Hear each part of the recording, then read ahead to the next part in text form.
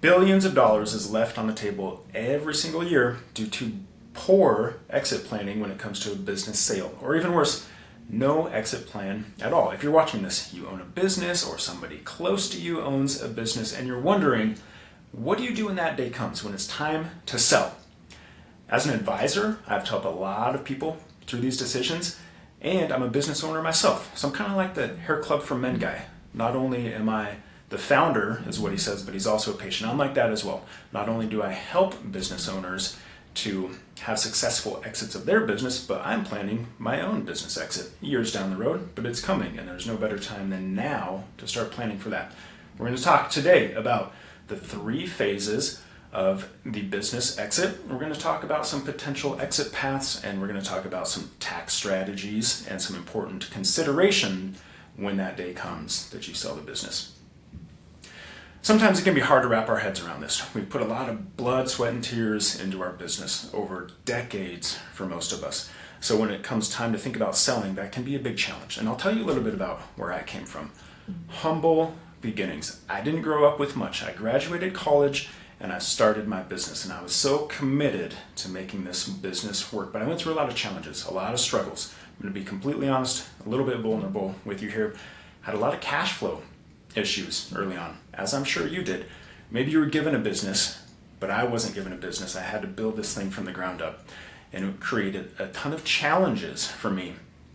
And as I was experiencing some cash flow issues in the beginning, I actually approached a friend of mine. His name was Pete, and Pete owned a commercial janitorial business. So his company, his employees, they cleaned commercial buildings at night. And I said, Pete, here's the deal, man. I want to come in for an interview. Is that cool? And he said, yep, come on in. So I came in and I talked to Pete. I said, Pete, during the day, I'm trying to bring on new clients and I have this image and I'm trying to exude success. But the reality is I'm kind of struggling to make ends meet. So I need a job where I can work at night. Nobody's going to see me. Your company is perfect for me. Can I work the night shift where nobody's going to see me while I continue to build and bring in new clients?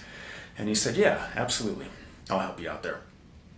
Sure enough, I get in my car, and there's a reason I'm telling you this. I'll circle back to it. I get in my car, I'm driving away. Song comes on the radio, and that song is Rodney Atkins, If You're Going Through Hell. If you don't know the song, it goes like this. If you're going through hell, keep on going. And that's where I was in my business. Not only in my business, cash flow issues, but also kind of in my personal life at the time. That's 15, 20 years ago. And the reason I tell you that is because fortunately, it was literally like the next week. All of a sudden, some prospects I had been chasing for months, years, decided to come on board. They're still with me today. So that was kind of the launch of my business. 15, 20 years later, very successful business. So now I'm thinking about the same kinds of things you're thinking about. What does it look like when I sell? What do the capital gains look like? What is the strategy? Who am I going to sell to? And I realized I need a team to really help me out with this. So I found a team. They're awesome. They're on the website, hoffmeyerwealth.com. You can check them out. But I share that with you because I've learned a lot of great information as I've gone through these exercises and through the process. I know a lot after being in the industry for 15 to 20 years, but the reality is my team who does these business sales, these transactions day in, day out, they're a ton of help and they're an extension of you. So reach out to us if you need some help with that. Let's dive in. Who am I? My name's Andrew Hoffmeyer. I am the CEO and Senior Wealth Advisor at Hoffmeyer Wealth Management. It's a firm I started in 2008. What a horrible time to start a financial company, fall of 2008, but I did it, and here we are. Fortunate to own this company with my wife, Kelsey. Kelsey spent over a decade as a senior vice president with a large financial firm, and now she's with me. We have our name on the door, our name on the wall. We have a ton of pride in what we do, and we truly enjoy working with people who are selling businesses or real estate investments on a day-to-day basis. I'm a fiduciary. I have an obligation to put my client's best interest ahead of my own, a dedicated team that helps us out with everything in the financial world from A to Z. I'm a certified financial planner and a certified estate planner. I am one of 8 in Colorado, last I checked, that holds both of those designations. And I'm the only one in Northern Colorado that holds both of those designations on the financial planning side and the estate planning side. All right, today we're going to talk about actual examples Now, to protect my clients' identities, I change the names, I may change the business, but these are real stories of clients who we've worked with. I've also been on the buy side, so I can dive in a little bit to the inside the mind of the buyer when it comes to a business transaction. All right, when do we start planning for our exit? Now. Inception, today, tomorrow. It's never too late, but ideally we want to start planning for the exit 2 to 3 years out, because there's some wealth strategies that we can rely on and heavily utilize, and we can do that in the year of the sale, but it's best if we can do that 2 to 3 years out. The most successful exits that we see, however, are the ones who start planning from inception. If we think about it as business owners, you're a CEO, you own the business. You make a lot of decisions every day, and there's 2 things in your mind. Number 1, first and foremost, what's best for your customers, your clients, your members.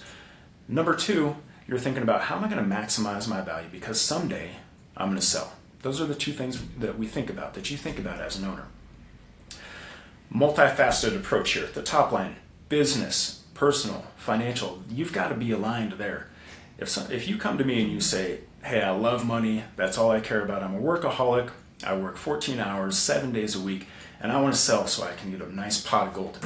Well, you're misaligned, because you're going to be bored. I'm going to tell you, you just keep working. If you're a workaholic, there's no point in considering a business sale, because you're not going to be happy. We have to be aligned. Two guys I know from the gym, right and a wrong way to approach a business sale when it comes to timing. First guy, and they're both roofers. I see their trucks around town. I know both of them really well from the gym. 2022 in Colorado, we had a big hailstorm. The roofers loved it, and that created a lot of monetization events for roofers. What I mean by that is some of them made enough money to sell, bring in partners, whatever it may be. One of these individuals did it the right way. He had approached me years before this. He had a sales guy that he wanted to bring on as a partner because he really valued him. So we had planned for this years in advance. When 2022 hit and the floodgates, the income came in, we were ready to roll. The other guy, he came up to me one day at the gym and he said, sold my business. I don't own the majority of it anymore. And I said, oh, when are you doing that? He said, that's last week. Guy out of Oklahoma approached me and had decided I was just going to sell it to him right there within a week. No planning whatsoever. That's the wrong way to do this. When we implement this correctly, when we allow for enough time to implement our strategies, we can really help not only smooth out the process, but reduce taxation. That's something that we really specialize in. I've got another video down in the description if you want to see how we do that. We're not going to go really over any numerical examples today. Our 3 phases, pretty simple. Pre-sale, closing, post-sale. Pre-sale, this is where I want you to spend the most amount of time. The more time you spend here, the higher the chance of success. The more ways we can put the odds in your favor of a successful business exit. Closing, this is quick. This day, I'll tell you what, when I'm at my closing, when I'm done, when I'm retired, I'm showing up in flip-flops. I'm going to have a cold beer in my hand, and I'm going to have tickets to the Bahamas. Kelsey and I are headed down to the airport. We're out of here. And then the post-sale. This is something that people typically don't put a lot of thought into. And this can be, we're going to talk more about these details, but this is somewhere where I see people do no prep work, and then they end up just kind of going down this path with no direction and confusion. And it honestly can kind of create a lot of mental problems because you lose your identity. So that's something we need to be aware of as well. All right, the pre-sale. This is where we want to spend the most time. And hold on. Check this out. I printed these off for you. 2, a guide and a checklist. Business Exit Succession Planning Guide and our checklist. These are resources amongst many other resources that I have for you. So if you want something tangible, something you can hold, feel, email us, hello@hoffmeyerwealth, and we'll get that for you. We have a ton of great resources, articles, stuff on our website, calculators, and follow us on social, because a lot of what we do in our business is helping business owners and real estate investors sell and avoid capital gains. So we have a ton of content for you out there. All right, pre-sale. Clients of mine came in, Alan and Christy. And Alan came in one day and he's really excited. And he said, dude, you you want to see our numbers? We're crushing it. And I said, yeah, Alan, let's see them. What you got going on? So we took the numbers, took them back to my team, my tax team. And what they were able to do is kind of go through his return and look at something on that tax return called EBITDA. EBITDA stands for earnings before interest, taxes, depreciation, and amortization. When we look at that, the reason we look at that is because that is typically the number that is going to determine your value of your business. We have a way, my tax team has a way to look at that, and that's simply a line on your tax return. So some things are going to be above it and some are below. We may want some things to fall above it and shift some things below it, because the higher we can get that number, the more you're going to be able to sell for. Another thing when it comes to taxation, are you selling and walking away, or are you staying on board? If you stay on board, that creates a challenge because that's an expense that lowers your EBITDA, thus decreasing the multiple, decreasing your payout. Not only that, but it changes the way it's taxed. As opposed to being taxed as a capital gain, that's now being taxed as ordinary income. So a lot of things that can really change the numbers by tens, hundreds of thousands of dollars. One other thing, employee communications. This is super important. Talk to your employees, talk to your vendors, let them know what's going on. Don't leave them in the dark. Closing day. All right, you're handing over the keys. This is the day we're coming in with our beer, our flip-flops on, and we're heading out. But you want to work with a team of experts leading up to this day to ensure negotiations are smooth and they are properly executed. My team, what we help with is all the way from the informal valuation to the day that we're sailing around the world. A lot of people say, Andrew, I already have a tax person. I already have an estate planner. Can I keep that person? Yeah, absolutely. My team's just an extension. We work with your team on this to make sure everybody's on the same page and everybody likes the direction that we're going. Post-sale. All right, here's where you need to be careful. I see a lot of problems here.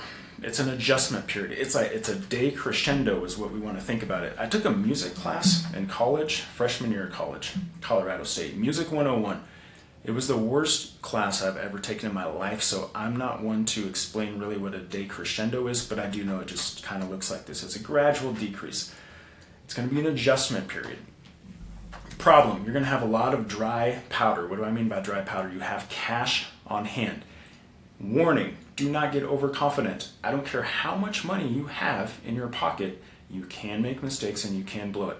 Statistic right here from Sports Illustrated. 78% of NFL players face serious financial hardships after they retire from the NFL. 16% are bankrupt within 12 years. That's kind of like a business sale.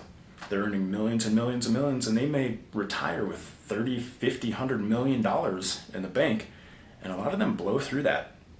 Don't be like that. Don't be like the NFL players. I see it. I had a construction company that I work with. They sold a few years ago for several $1 million, and now we're going back to their plan. I didn't know them at the time. I met them recently. We're going back to their plan because they have a ton of cash flow issues in their life. We're able to work through them and come up with a plan, but it's an adjustment that they weren't very excited for. So protect your dry powder. If you listen to one thing in this entire presentation, if an investment sounds too good to be true, probably is. I see people get so excited about these guarantees and my neighbor did it and he's gotten all his money back, this, that, and the other. If it sounds too good to be true, just please walk away. Asset protection. You just sold a business. You have a bullseye on your back. We live in a highly litigious society. Does your estate plan protect you? A lot of people come to me and they say, I have a trust, I'm good, my assets are in a trust. Most of the time they're not protected because it depends on the type of trust. You need to know what type of trust and if your assets inside of it are actually protected. Tax strategies, this is where we shine. Again, I've got another video in the description.